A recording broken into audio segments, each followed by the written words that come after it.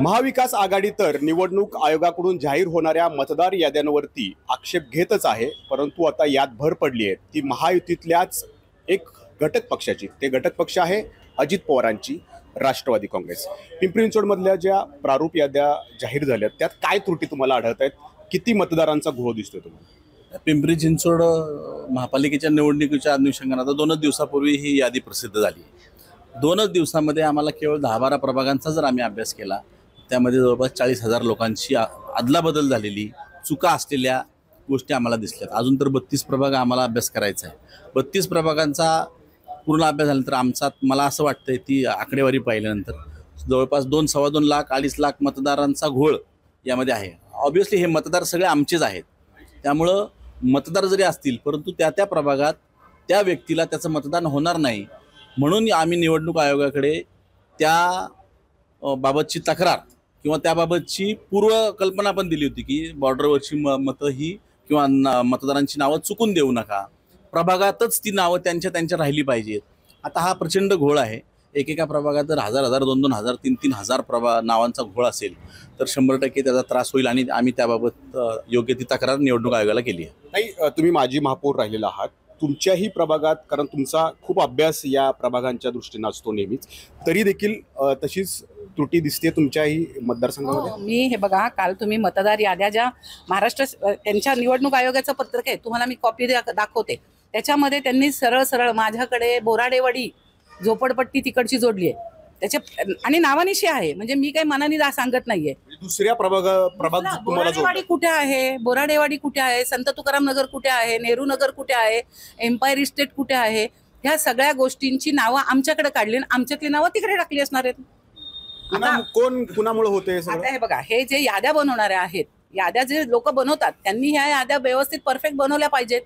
आज आम्ही सर्वे करायचं ठरवलं तर 10,000-15,000 लोकांचा सर्वे 3 दिवसात करू शकतो व्यवस्थितरित्या, घर टू घर। मग हे लोक निवडणूक आयोगाचे का करू शकत नाहीत? आणि हे व्यवस्थित पूर्वी सोसायटी प्रमाणे नाव असून लोकांची नावं होती, तुम्ही पूर्वीच्या काढा। आम्ही 92ला निवडणूक लढवली, त्याच्यानंतर आतापर्यंत निवडणूक लढवत आलेलो आहोत। पूर्वीच्या याद्या इतक्या सिस्टमॅटिक होत्या, व्यवस्थित होत्या। आता ह्यांना काय झालंय? ते तर म्हणतात की आम्ही पारदर्शक कारभार करतो, मग कुणाच्या सांगण्यावरून हा पारदर्शक कारभार सुरू आहे? आम्ही पण पारदर्शक कारभार करण्यासाठीच आम्ही हे त्यांना दाखवतोय की चूक आहे ते दुरुस्त करा। आज त्यांनी निवडणूक रचना सुद्धा, वॉर्डाच्या प्रभाग रचना सुद्धा 1 तर 4 केल्या। मी मागे सुद्धा तुम्हाला ऑब्जेक्शन दिलं होतं की विधानसभेला, लोकसभेला सिंगल वॉर्ड, विधानसभेला सिंगल वॉर्ड, मग तुम्हाला स्थानिक स्वराज्य संस्थेत 4-4चे वॉर्ड कशाला पाहिजेत? तुम्ही तिथे सिंगल का केलं नाही? हे तर मी मागच्या वेळेस सुद्धा ऑब्जेक्शन नोंदवलंय। वॉर्डाच्या रचना करत असताना सुद्धा वॉर्डाच्या हद्दी त्यांनी हायवे, नाले, रस्ते सगळं ओलांडलंय, म्हणजे बाउंड्र्या ह्या कुठे ठेवलेल्या नाहीत। थर्मॅक चौक कुठे, आंबेडकर पुतळ्याच्या मागच्या सोसायट्या कुठे, सगळ्याच प्रभागात आहे, जवळपास 32 प्रभाग आहेत। माजी आमदार आहेत आपल्यासोबत। एवढी हतबलता तुमची झालेली आहे, पालकमंत्री, उपमुख्यमंत्री म्हणून तुमचे नेते अजित पवार स्वतः सत्तेत आहेत, तरी सुद्धा तुमचं ऐकून घेतलं जात नाही निवडणूक आयोगाकडून? नाही, याच्यामध्ये हतबल आम्ही झालेलो नाही। दुसरी गोष्ट की पिंपरी चिंचवड महानगरपालिकेच्या नागरिकांचा मतदानाचा हक्क हा हिरावून घेण्याचं काम निवडणूक आयोग करत आहे। आणि दुसरी गोष्ट अशी की आता पिंपरी चिंचवड महानगरपालिका ही डिजिटल म्हणून संबोधली जाणारी ही महानगरपालिका आहे, की कुठेही पेपर वापरायचा नाही असे याच्यात ती महानगरपालिका आहे। आता त्याच्यामध्ये डिजिटल असताना जर मतदार याद्या त्या ठिकाणी तुम्ही तोडता आणि त्या तोडल्यानंतर त्या ठिकाणी त्याची विक्री केली जाते, पाठीमागच्या काळामध्ये विक्री केली जाते, सर्व पक्षांना त्या ठिकाणी मोफत द्यायचे आणि आज तुम्ही त्याची किंमत लावता। परंतु ठीक आहे, आमचं काही म्हणणं नाही, पण डिजिटल याचा अर्थ काय होतो की जे काही IT मध्ये काम करणारे इंजिनियर, जे वकील असतील, डॉक्टर असतील, ते लोक त्या ठिकाणी ऑनलाईनमध्ये त्यांची ऑनलाईन बी सिस्टीम नाही, काहीच नाही, सगळं बट्ट्या बोल त्या ठिकाणी झालेलं आहे।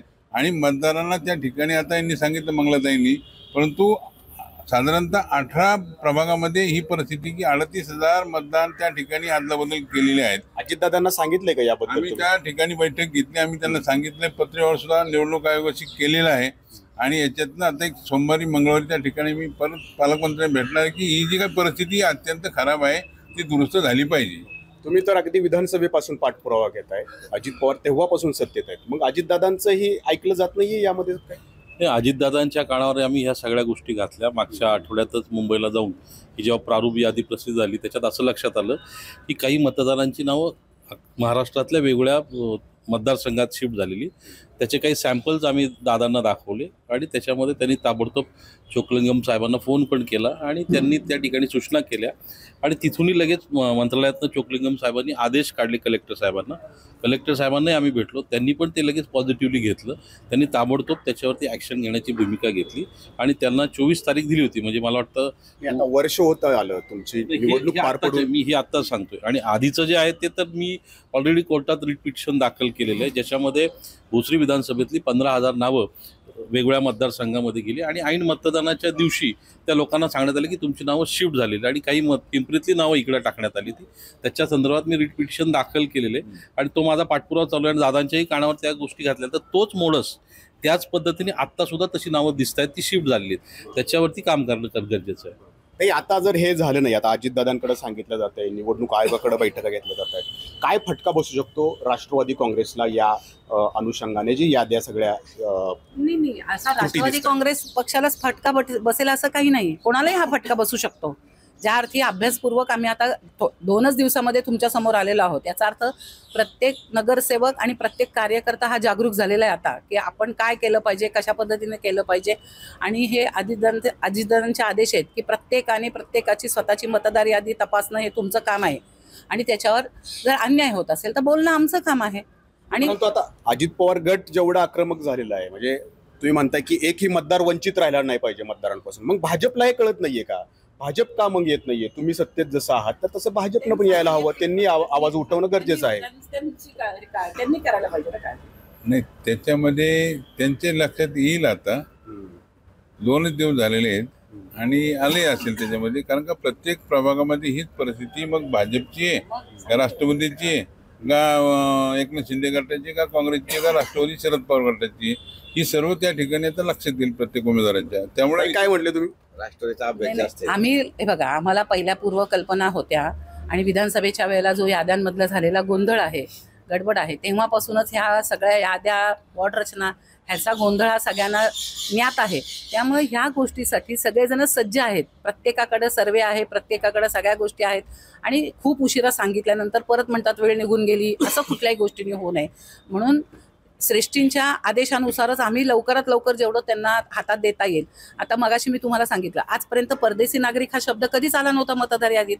मग परदेशी नागरिक कसं देणार? बिहारमध्ये ज्या दिवशी झालेलं मतदान होतं त्याच्यापेक्षा दुसऱ्या दिवशी निकालाच्या नंतर त्यांचा दुसऱ्या दिवशीचा आकडा 3 लाखांनी वाढला होता.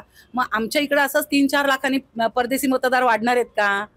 तो काय होणार आहे ते आम्हाला पण कळलं पाहिजे ना. मग ते आम्ही बोलल्याशिवाय आम्हाला समोरची सांगतील का? आता गांभीर्याने घेईल का निवडणूक आयोग तुम्हाला? घेणार ना. दादांनी आता एवढं सगळं कलेक्टरला यांना सांगितलंय घ्यायला पाहिजे. आणि कसं राष्ट्रवादी अजिताची सगळेच लोक जे हुशारच आहे त्यामुळं आणि लोकशाही आहे म्हणून घ्यायला पाहिजे त्यांनी. तर आतापर्यंत विरोधक यावरती आवाज उठवत होते. आता सत्ताधारी म्हणजे महायुतीतलाच घटक पक्ष असणाऱ्या अजित पवारांच्या राष्ट्रवादीने सुद्धा या मतदारांनी यादीवरती प्रश्न उपस्थित केलेत. त्यामुळं आतापर्यंत जे विरोधक निवडणूक आयोगावरती प्रश्न उपस्थित करत होते ते सत्य आहेत का असं म्हणायला आता या निमित्तानं वाव आहे. कॅमेरामन शैलेश जाधवसह नाजिमुल्ला, एबीपी माझा, पिंपरी चिंचवड. एबीपी माझा, उघडा डोळे बघा नीट.